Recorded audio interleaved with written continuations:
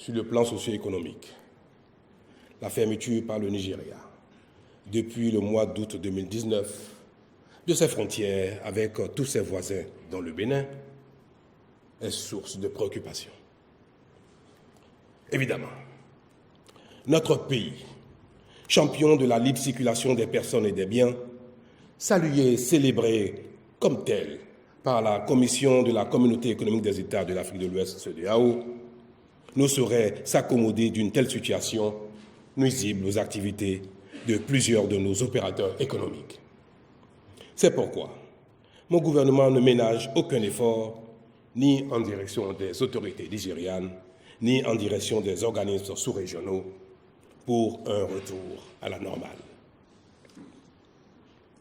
Mais ce qu'il importe de retenir de ce choc exogène, c'est que les efforts de transformation structurelle de notre économie commencent à produire leurs effets. Ainsi, convient-il de comprendre la résilience dont notre pays fait preuve face à cette crise.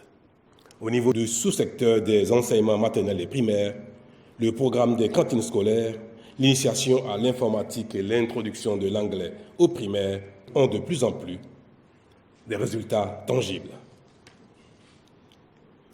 Dans la perspective de l'atteinte de cet objectif, une école ou une cantine, l'action du gouvernement a permis de doter en 2019, comme prévu, 51% des écoles maternelles et primaires en cantine scolaire.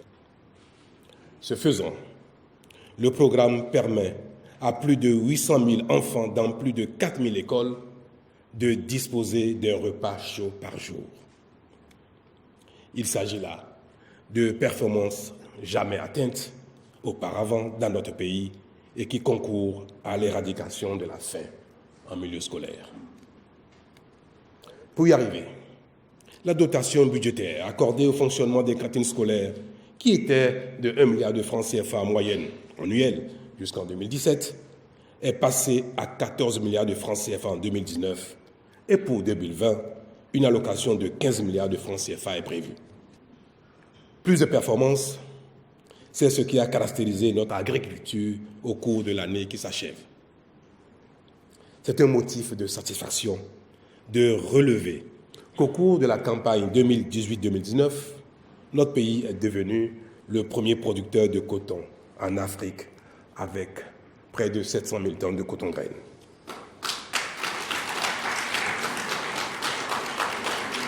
Une telle performance, remarquable en soi, mais qui reste à améliorer encore, c'est doubler du positionnement du Bénin comme deuxième producteur de vivriers dans l'espace humois.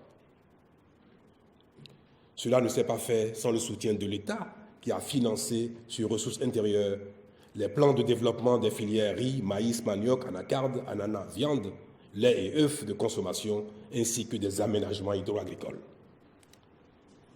Pour soutenir cette dynamique satisfaisante, nous avons particulièrement renforcé la conformité de l'ananas béninois aux normes à l'exportation, ce qui a permis d'écouler au cours de l'année une quantité record de près de 600 tonnes sur le marché européen.